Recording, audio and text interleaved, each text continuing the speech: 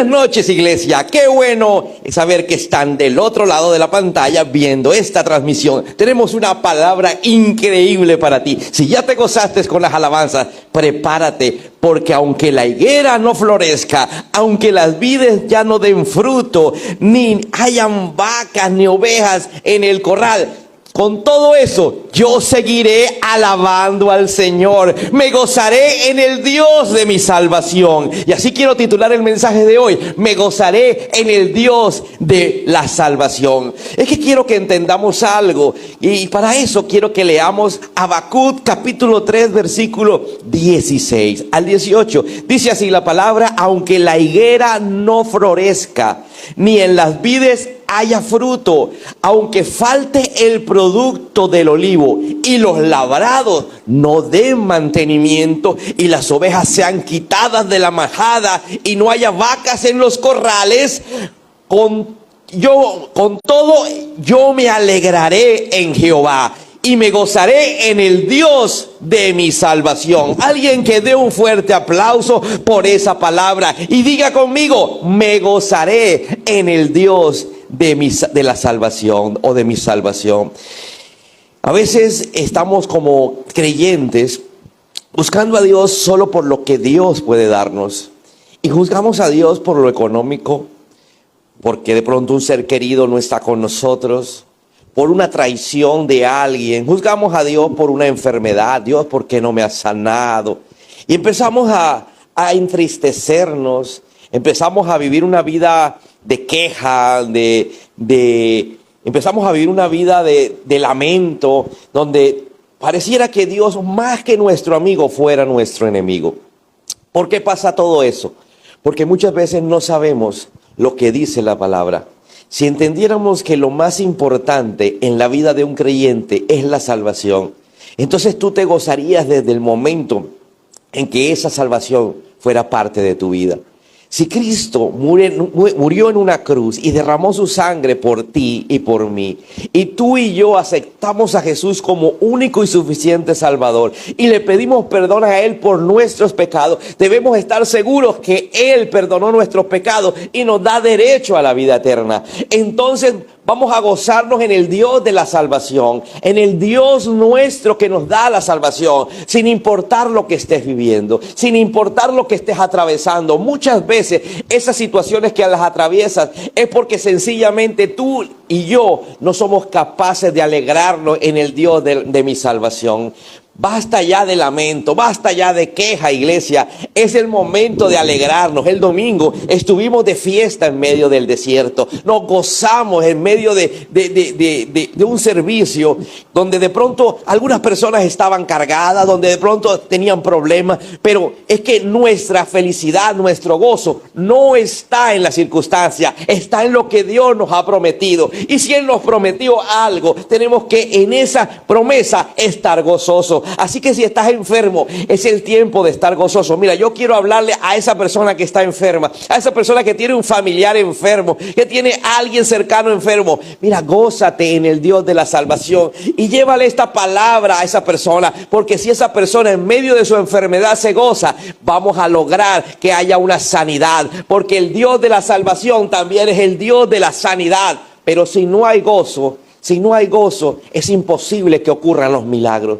Porque es que uno de los principios de Dios en la vida del creyente es el gozo. Tenemos que aprender a vivir gozoso, regocijándonos. Como decía Isaías, el profeta Isaías, cuando Dios le manda a dar una palabra al pueblo de Dios y le dice: pueblo de Israel, regocíjate, oh estéril, la que no daba luz, irrumpe en canción, porque serán más los hijos de la desamparada que los de la casada. Y no le estaba hablando a una mujer, le estaba hablando a un pueblo, le estaba hablando a una situación adversa. El país atravesaba por momentos sociales y políticos muy, muy difíciles. El país vivía un momento de escasez, un momento de dificultad. Eso se había trasladado a la familia, habían problemas familiares, había escasez, había enfermedad. Entonces Dios no le habla a una mujer por su esterilidad, le habla a un pueblo estéril. Yo quiero hablarle a una iglesia que tal vez en algunas partes de su vida está pasando por esterilidad. Tal vez es económica, sí, de pronto a ti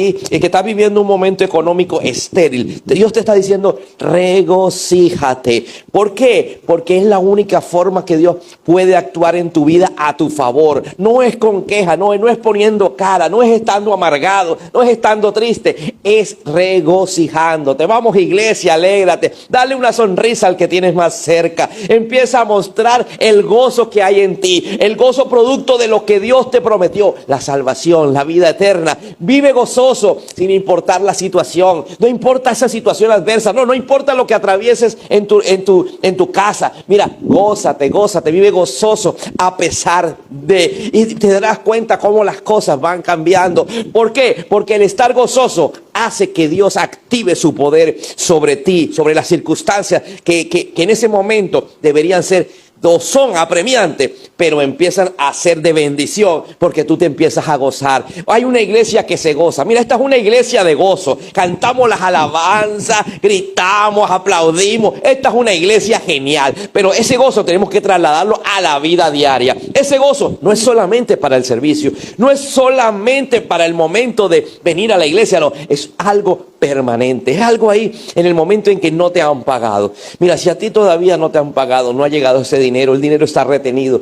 Mira, gózate en tu escasez, gózate en tu dificultad, gózate a pesar de que te estén cobrando, a pesar de que te estén dañando tu nombre por no haber pagado. Empiezan a decirte de todo por no haber pagado. Pero usted gócese en el Señor, que Él es tu recompensa, Él es tu fortaleza, Él es todo. Y cuando te goces vas a ver cómo Dios cambia todas esas circunstancias a tu favor. Yo quiero que le digas a alguien, gózate, hermano. Vamos, dile. Y si está con cara de como si le hubiera caído un limón en los ojos, dale un empujón y dile, gózate en el Señor, gózate en su promesa, en la salvación que Él nos ha dado. Yo quiero irme a la palabra, a un pasaje donde el rey David estaba viviendo, no era rey todavía, pero digo rey para que es como lo recordamos, como el famoso rey David, el rey que cuando todavía no era rey, mató a Goliat. ¿Te acuerdas de esa historia famosa en donde un muchacho de tan solo 17 años va al campo de batalla sin ser soldado y enfrenta al mejor de los soldados que tenía el ejército filisteo y lo derrota? Bueno, yo quiero en esa persona, en la persona de David, hablar lo que es gozarse. Mira, yo quiero que usted mire una situación donde el rey David, sin ser rey, cuando todavía no era rey, cuando era pequeño, dice en uno de sus salmos, en pecado me concibió mi madre. Nosotros vemos entre líneas, cuando leemos la Biblia acerca de la vida familiar de David, que David era el octavo, ¿sí? Era el menor o más bien el menor de 8 hermanos, sí, el octavo, ¿sí?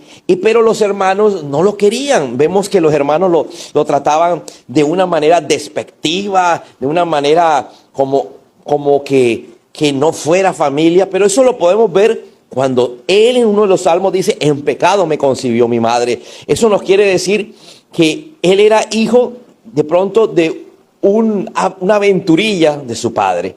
Entonces vemos cómo cuando el profeta Samuel hace una reunión familiar, le dice, mira, necesito que convoquen a toda la familia. A él no lo convocaron. Él no estaba convocado y resulta que él iba a ser el ungido. Él era él realmente era el importante en la fiesta.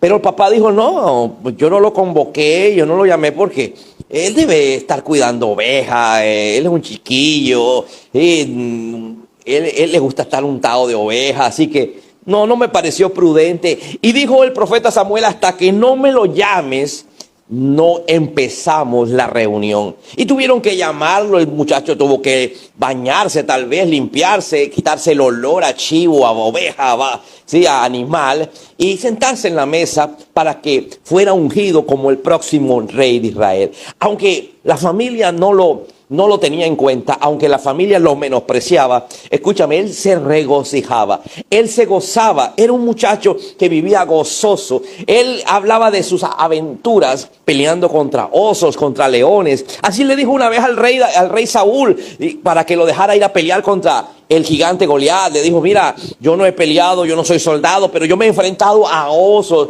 a leones cuando vienen a atacar a mis ovejas, y los he matado, los he derrotado. ¿Sabes? Era un muchacho que sabía qué era estar en la presencia de Dios. Es que la presencia de Dios te llena de gozo.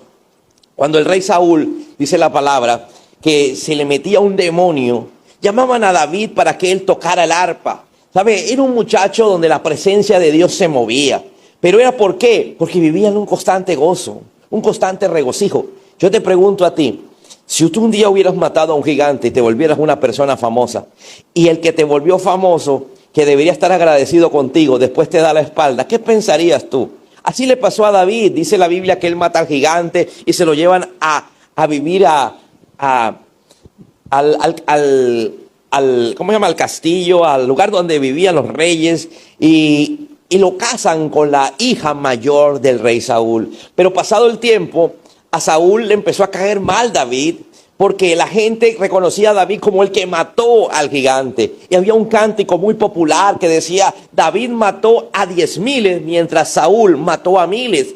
Él, como rey, le desesperaba ver que era inferior a David. Entonces empieza una persecución familiar, porque ahora era el yerno, ahora era familia, pero no le importó el corazón de su hija. Lo empezó a corretear para matarlo. Un día quería entrar a la habitación para deshacerse de David, pero su hija y él hicieron una cuerda con todo lo que eran las sábanas, y él pudo escaparse por la ventana y se fue a una cueva, la cueva de Adulán, que fue denominada un lugar donde él estaba escondido. Ya no tenía dinero, ¿sí? Tenía fama, pero la fama estaba escondida en una cueva.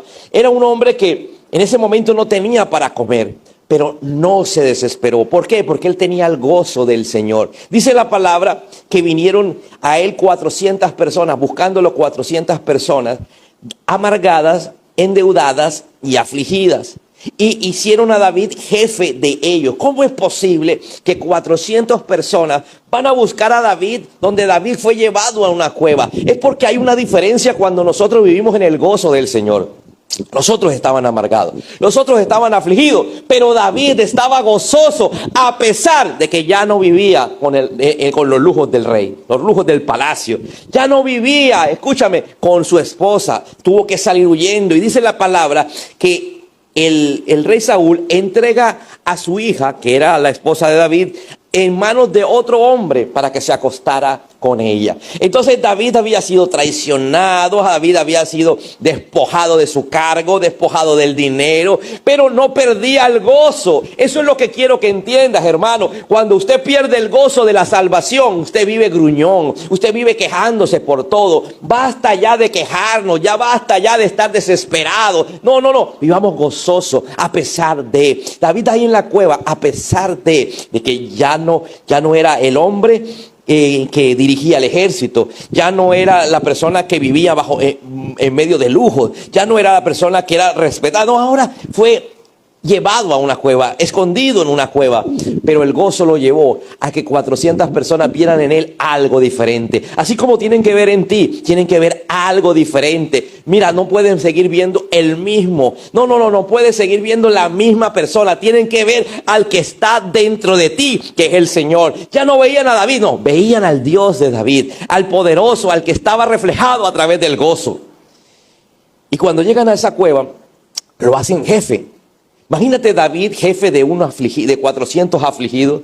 David, jefe de 400 amargados y de 400 endeudados. David no tenía dinero para ayudarlos con las finanzas, ¿sí? Pero tenía el gozo. Y si tenía el gozo, él estaba gozoso en medio de su situación, hizo que ellos lo buscaran como jefe. ¿Por qué? Porque cuando ven que una persona, a pesar de que debe estar más afligido, más amargado que ellos, no lo está, es porque ahí hay una diferencia. Y la diferencia la hace el Señor. Él es pasar tiempo con Dios. Mira, cuando tú pasas tiempo con Dios, tú te llenas del gozo. Y ese gozo te lleva ¿a qué? a que aunque la higuera no florezca, aunque los uvas aunque los viñedos no den uva, aunque los olivos no den aceituna, aunque no hayan en nuestros campos nada que cosechar, aunque no tengamos vacas ni ovejas, aún así nosotros nos deleitamos y nos gozamos en el Dios de nuestra salvación. David es el ejemplo. Mira, David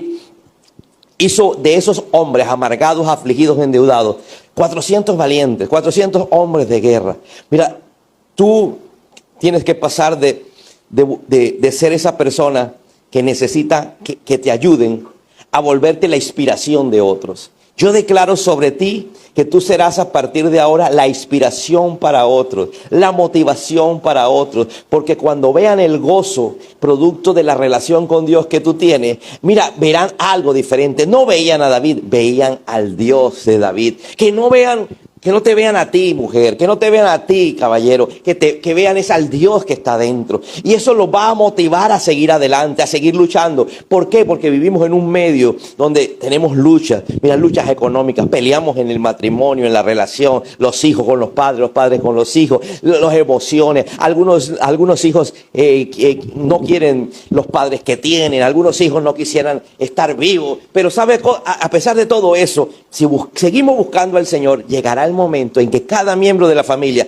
tendrá el gozo de Dios, y el gozo lo hará cambiar la manera de pensar, porque nosotros pensamos de acuerdo a lo que vemos y escuchamos, pero cuando estamos bajo la presencia de Dios ya no nos importa lo que vemos y escuchamos, ahora nos importa lo que está en nuestro corazón, y esa presencia de Dios nos llena de amor, nos lleva a ver las cosas de una manera diferente. Así que, iglesia, es el tiempo de que te levantes y busques la presencia, esa presencia que buscó David, esa presencia que el escritor de Habacuc plasma en su texto. Sí, aunque no haya nada, tú tienes que estar feliz, porque las cosas van a cambiar, iglesia. Dios nos prometió un año en medio de un desierto emocional, un desierto. Tal vez tu corazón está devastado, tal vez tienes un corazón herido, sí, tal vez tus emociones, tú no te hallas, tú estás estresado, tú vives a toda hora bravo. Pero es el tiempo de que busques un poco más al Señor para que te llenes del gozo. Mira, el gozo te hará reír en situaciones que deberías estar desesperado. El gozo te hará sonreír en medio de cualquier cosa absurda que diga la gente. Mira, el gozo te cambiará el semblante. El gozo, mira, reirás. Y la gente que está a tu alrededor te preguntará, ¿y de qué te ríes? Realmente no te ríes de nada, es que estás gozoso. Mira, a mí me preguntan cada rato en mi casa, ¿pero por qué te ríes? Ellos de pronto piensan porque estoy viendo algún chiste en redes sociales o algo. No, es que hay momentos en donde el gozo de Dios, la presencia de Dios está ahí y me lleva a reírme, a gozarme, sin necesidad de que esté pasando algo bueno, ¿sí? O que esté viendo algo chistoso o algo agradable. No, es la misma presencia. Y quiero llevarte a eso, quiero llevarte a que tú también vivas ese gozo que nace del Espíritu de Dios.